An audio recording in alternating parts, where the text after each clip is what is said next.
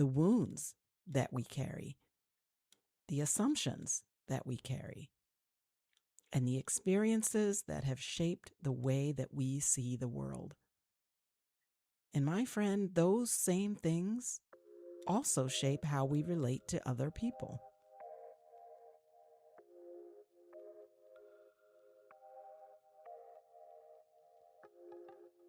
Welcome to the Bounce Back Black Woman podcast. I'm Del, coach, author, mom, and your sister along this journey of healing, growth, resilience, and living more intentionally. As Black women, we know all too well that life can break our hearts in more ways than one. But here in this space, we heal, grow, rebuild, and bounce back together. Because it's not just you. It's not just me. It's us.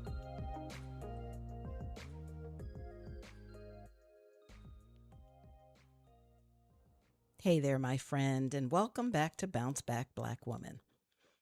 Over the last few episodes, we've been exploring some of the ideas that form the foundation of my soon-to-be-released book, Ruthless Intentionality. And we started with a simple but powerful question. What would you do, change, or decide if you knew you only had 9 months to live? And then in our last episode, we talked about awareness, honesty, accountability, curiosity, and the importance of understanding ourselves well enough to make informed and aligned decisions. Because you can't intentionally change a life that you are unwilling to honestly examine. But awareness isn't the final destination. Awareness is actually only the beginning of the journey. Because once we start understanding ourselves more clearly, something else begins to happen. We start to recognize the beliefs that we carry with us each and every day, the wounds that we carry, the assumptions that we carry, and the experiences that have shaped the way that we see the world. And my friend, those same things also shape how we relate to other people. And so what that means is that awareness doesn't just improve our relationship with ourselves or our understanding of ourselves. It also improves our ability to connect with other people. Because the truth is that I can't genuinely understand you if I haven't done the work to understand myself and how I interact with other people, including you. And that is where today's conversation begins. It's all about connection and those things that absolutely support connection. But don't misunderstand, those things don't automatically create it. Because most of us have experienced something that proves otherwise. We've all had relationships where we spent time together, but we still didn't feel understood. And my friend, there is a difference, a concrete difference between being around people and truly being connected to them. So I want to start by asking you something. Have you ever been misunderstood or felt misunderstood? Have you ever had a friend who was fun and energetic and somebody that you genuinely enjoyed spending time with, but somehow she just didn't really get you? And every time you tried to explain yourself, she interpreted your experiences through her own lens. What I want you to hear is that she wasn't trying to hurt you. She probably wasn't even trying to be malicious or snarky. In fact, she probably cared about you deeply. But somehow, every conversation just kept circling back to her perspective, her experiences, her assumptions, her way of seeing the world. And I'll bet you that before long, you began to realize this person might know me, but she really doesn't understand me. And that is a lonely feeling. Because one of the deepest human desires is to be understood. Not fixed, not managed, not changed, not tolerated. Understood. And honestly, most of us have been on both sides of that equation at one time or another. We've all felt misunderstood, and we've probably all misunderstood someone else. So here's where today's episode and the content directly relates to last week's episode. One of the most important things in life that I've learned is this: I can't genuinely understand you if I haven't done the work to first understand myself. And I want you to think about that for a minute. If I don't understand my own fears, my wounds, my values, my insecurities, my communication style, my triggers, then I'm likely to assume that everybody else around me experiences life the same way that I do. And that is where the problem begins. Because awareness helps us recognize that our perspective isn't the only perspective. Our experiences are not universal, and our preferences are not universal, and our emotional responses are not universal. The more we become aware of ourselves, the more capable we become of understanding others. And that is why awareness is a prerequisite for authentic, genuine, meaningful connection. My friend, one of the biggest barriers to connection is judgment. You might have thought I would say differences, but no. The biggest barrier to connection is judgment. Because differences exist in every single relationship. No two of us are exactly the same. Those differences exist in every friendship, every family, every marriage, every community, because people differ in their personality and their communication style and their life experiences. They differ in their beliefs and their needs and their temperaments. They differ in their priorities. You see, differences are normal and inevitable. Differences are human.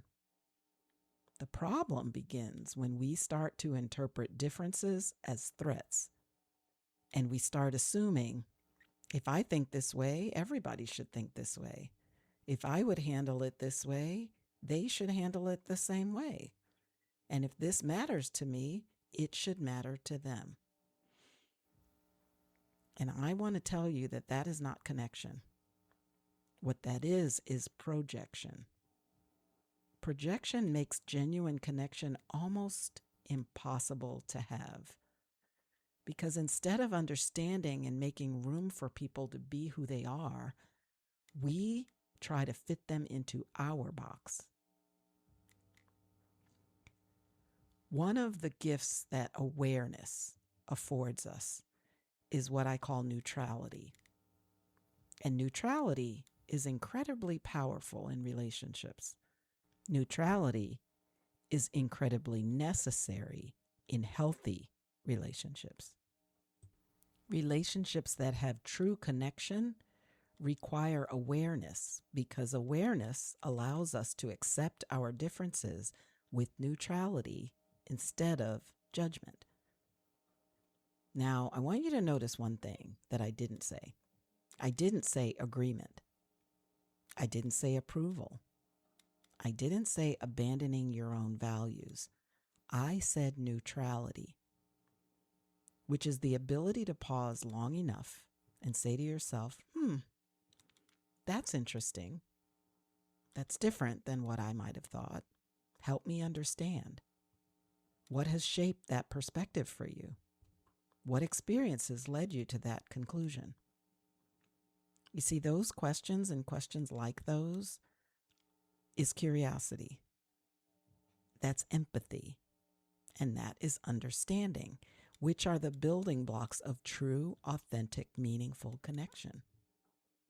Authentic connection grows when people feel seen and heard and understood and accepted and safe enough to actually be themselves. And that is a very, very different thing than simply sharing space. You know, one of the reasons that I love this community, the Bounce Back Black Woman community, so much is because it reminds me of something really important. We don't all have the same stories. We don't all have the same backgrounds and experiences. We don't all have the same wounds or the same victories or the same journeys. But one thing is for sure, we can still connect. Not because we're identical, but because we are willing to understand, because we're willing to listen and to hold space for one another, because we're willing to recognize our shared humanity and the parts of our journey that are shared experiences. And honestly, I think the whole world could use a lot more of that right now. A lot more curiosity, a lot more understanding, a lot more empathy, a lot less judgment. And that is what makes connection so powerful. One of my favorite examples of connection in the Bible comes from Romans 12:15. Be happy with those who are happy and weep with those who weep. Take a second and think about what that verse, that scripture doesn't say. It doesn't say fix them, make their weeping go away and replace it. It doesn't say correct them or judge them or convince them. It says celebrate with them, mourn with them, join them wherever they are. And that, my friend, is connection. True, real connection. And honestly, that is one of the most beautiful ways that we can love one another. Now, you know, we ask the question, why does it hurt so much? Connection can feel scary because connection requires vulnerability. And vulnerability always, always carries risk. The risk of being misunderstood, the risk of being rejected, the risk of disappointment. And many of us learn through painful experiences that opening our hearts is not always safe. So what do? We protect ourselves. We keep conversations surface level. We avoid vulnerability. We maintain distance. We put on a happy face.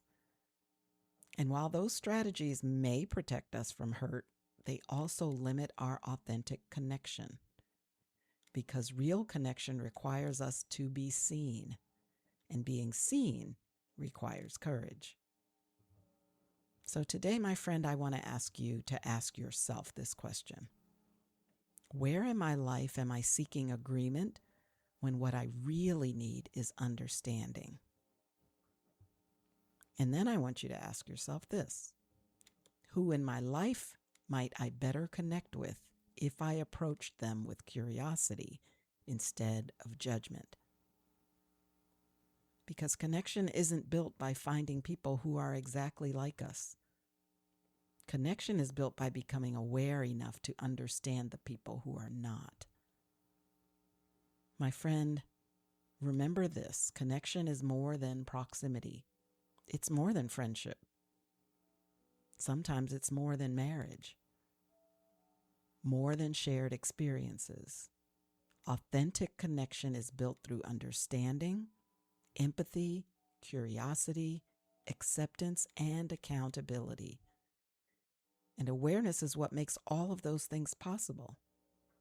So I want to challenge you that as you move through this week, stay curious, to listen more deeply to others, to seek understanding before rushing to judgment, and to remember that every person you encounter has a story that you cannot fully see.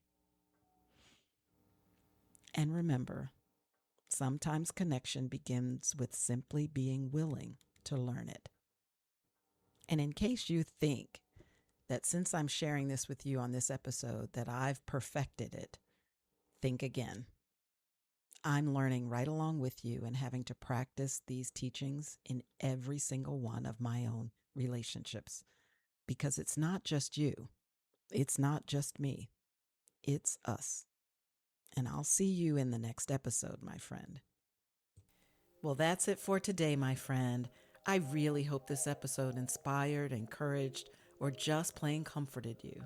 If so, please share it with a friend who might be struggling in her own healing journey. And if you take a moment to leave a quick review on Apple Podcasts, you'll help other women find encouragement through their heartbreak. Remember that God is holding your hand along this journey, and guess what? I'm holding the other. Life is short, so bounce back, Black